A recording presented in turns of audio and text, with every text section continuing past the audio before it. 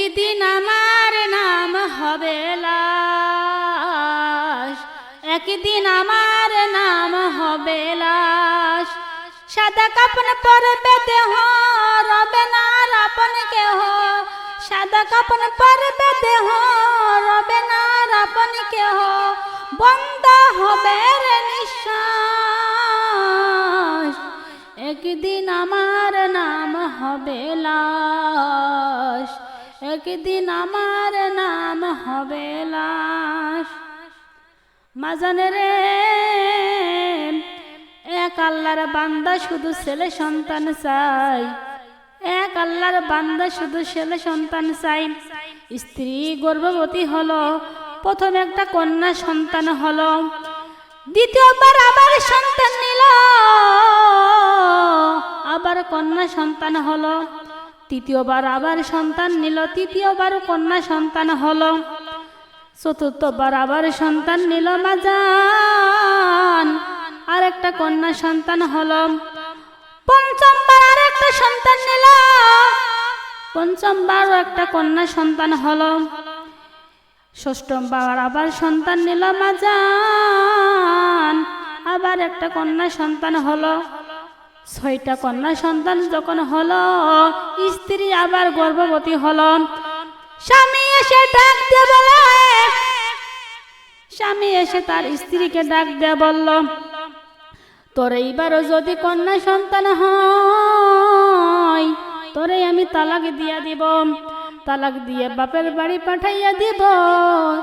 স্ত্রী বড় মন খারাপ করল, মন খারাপ করে ওখান থেকে চলে গেল।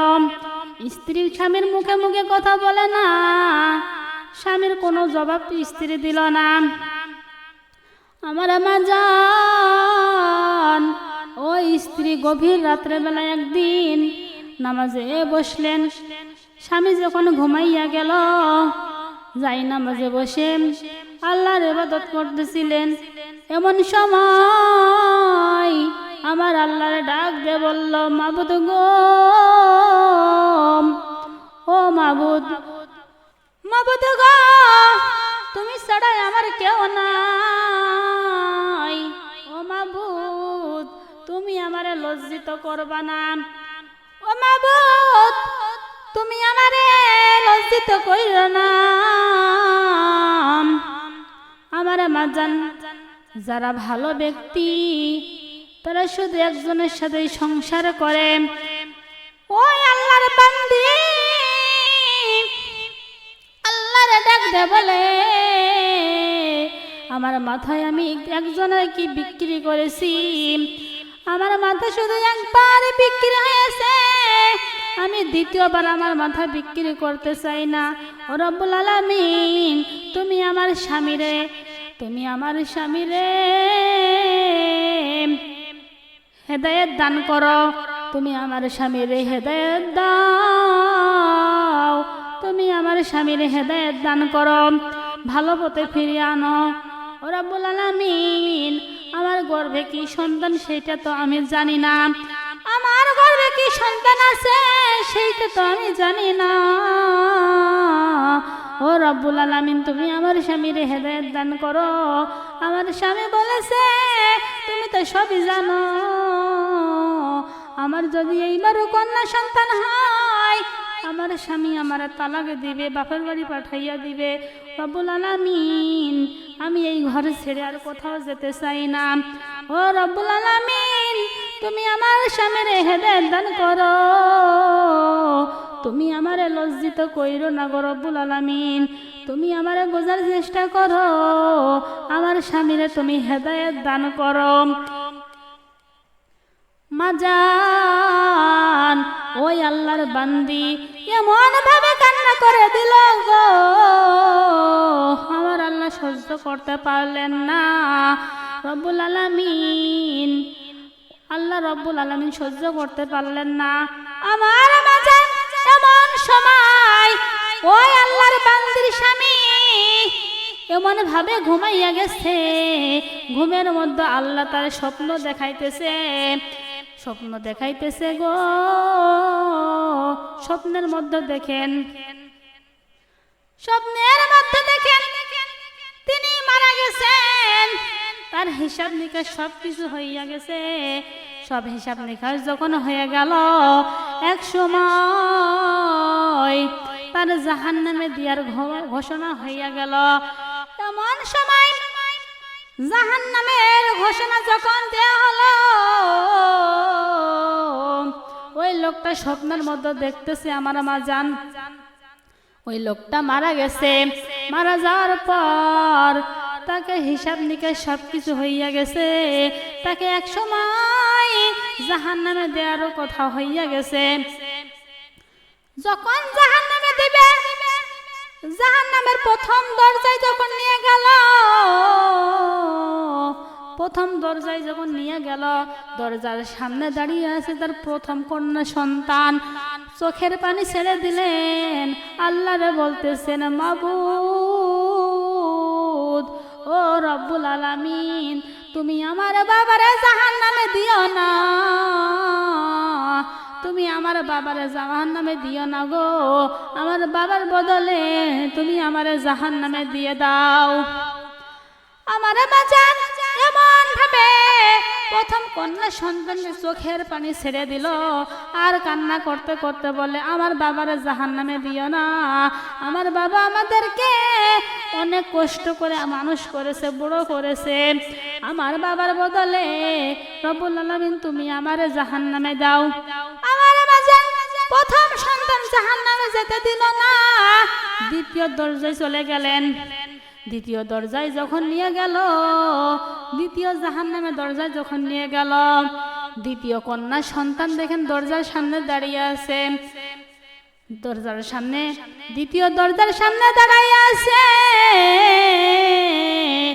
দ্বিতীয় মেয়েটা চোখের পানি ছেড়ে দিয়ে কান্না করতেছে, ছটফট করে কান্না করতেছে, আর বলতেছে, ও রব্বুল আলামিন, রব্বুল আলামিন, তুমি আমার বাবারে জাহান্নামে দিও না, তুমি আমার বাবারে জাহান্নামে দিও না, আমার বদলে তুমি আমারে জাহান্নামে দিয়ে দাও, আমি জাহান্নামে যেতে চাই। আমার বাবা ঈদ এসেছে, ঈদে আমাদের কোনো কাপড় কিনে দিতে পারে নাই, আমার বাবা ঠিক মতো খাওয়া দিতে পারে নাই, আমার বাবা ঠিক মতো চলতে পারে নাই অভাবের কারণে, তবুও অনেক কষ্ট করে আমাদেরকে মানুষ করেছে, তুমি আমার জাহান্নামে দিয়ে দাও। আমার মাজান দ্বিতীয় মেয়েটাও দ্বিতীয় দরজায় দাঁড়িয়েছিল, জাহান্নামে দিতে দিল না, তৃতীয় দরজায় চলে গেল। তৃতীয় দরজায় দেখে তৃতীয় মেয়েটাও জাহান্নামে দরজায় দাঁড়িয়ে আছে। তখন যখন ঘোষণা দেওয়া হলো, তখন তৃতীয় দরজায় চলে গেলেন, জাহান্নামের দরজায় তৃতীয় মেয়েটাও দাঁড়িয়ে আছে। তৃতীয় মেয়েটাও চোখের পানি ছেড়ে দিলেন, আর কান্না করতেছেন, আর বলতেছেন, রব্বুল আলামিন, ও রব্বুল আলামিন, তুমি আমার বাবারে জাহান্নামে দিও না, আমার বাবার বদলে তুমি আমারে জাহান্নামে দিয়ে দাও। তৃতীয় মেয়েটাও দিতে দিল না, চলে গেলেন চতুর্থ দরজায়। মাজান চতুর্থ দরজায় যখন চলে গেলেন, চতুর্থ মেয়েও দাঁড়িয়ে আছে ওই দরজায়। চতুর্থ মেয়েও চোখের পানি ছেড়ে দিলেন, এমন ভাবে দাবাদাবি ছটফট করে কান্না করতেছে, আর মালিকরে বলতেছে, ও আমার মালিক, ও রব্বুল আলামিন, তুমি আমার বাবার বদলে আমার জাহান্নামে দিয়ে দাও। এবার চলে গেলেন পঞ্চম দরজায়, সেখানেও দেখেন 5 নম্বর মেয়েটাও দাঁড়িয়ে আছেন। 5 নম্বর মেয়েটাও বলতেছে, ও রব্বুল আলামিন, তুমি আমার বাবার বদলে আমার জাহান্নামে দিয়ে দাও। তখন আবার চলে গেলেন 6ম দরজায়, তখন দেখলেন 6 নম্বর মেয়েটাও জাহান্নামের দরজা দাঁড়িয়ে আছে। 6 নম্বর মেয়েটাও বলতেছে, ও রব্বুল আলামিন, তুমি আমার বাবার বদলে আমারে জাহান্নামে দিয়ে দাও। এমন সময় যখন ওই মানুষটার ঘুম ভেঙে গেল, ওই আল্লাহর বান্দি এমন ভাবে দোয়া করলো, ঘুমের মধ্যে তার স্বামীর আল্লাহ স্বপ্ন দেখাইতেছিল। এমন সময় স্বপ্নটা ভেঙে গেল, পাশে হাত দিয়ে খোঁজে, স্ত্রীরে খুঁজা খুঁজা পায় না, অন্ধকার ঘরের মধ্যে, অন্ধকারে গেলেন স্ত্রীকে খোঁজার জন্য দেখলেন তো তার পাশে শুয়ে নাই। ঘুমটা ভেঙে গেল, ভয় পেয়ে গেল। এমন সময় খুঁজতে খুঁজতে পাশের রুমে যেয়ে দেখেন গো মা, স্ত্রী ঘরের এক কোনায় বসে বসে অন্ধকারে বসে বসে মুনাজাত করতেছে আর বলতেছে, ও রব্বুল আলামিন, তুমি আমার স্বামীর হেদায়েত দান করো, আমি এই ঘর ছেড়ে যেতে চাই না। আমার মা জান, ভালো মানুষ যদি হয়, ভালো যদি আল্লাহর ভালো বান্দি হয়, তিনি প্রথম ঘর ছেড়ে দ্বিতীয় ঘরে যাওয়ার কোনো চিন্তা করে না। ওই আল্লাহর বান্দি স্বামীরে এতটা ভালোবাসে, ওই ঘর ছেড়ে আর কোথাও যেতে চাই না। তখন এমন ভাবে দোয়া করলো আর বলতেছে, আল্লাহ গো, আমি এই ঘর ছেড়ে আর কোথাও যেতে চাই না, তুমি আমার স্বামীরে হেদায়েত দান করো। এমন সময় তার স্বামী স্ত্রীর দুইটা হাত ধরে কান্না করতেছে আর বলতেছে, ও আমার বিবি রে, তোমাকে এই ঘর ছেড়ে আর কোথাও যাওয়া লাগবে না। আমি আজকে এমন একটা স্বপ্ন দেখেছি, আমার ছেলে সন্তানের কোনো দরকার নাই, তোমার গর্ভের যেই সন্তানটা আছে এইটাও যেন মেয়ে সন্তান হয়। বলেন না মাজান সুবহানাল্লাহ। আমার যদি 7টা মেয়ে থাকে তাহলে আমার জন্য 7টা জান্নাতের দরজা খোলা। বলেন না মাজান সুবহানাল্লাহ।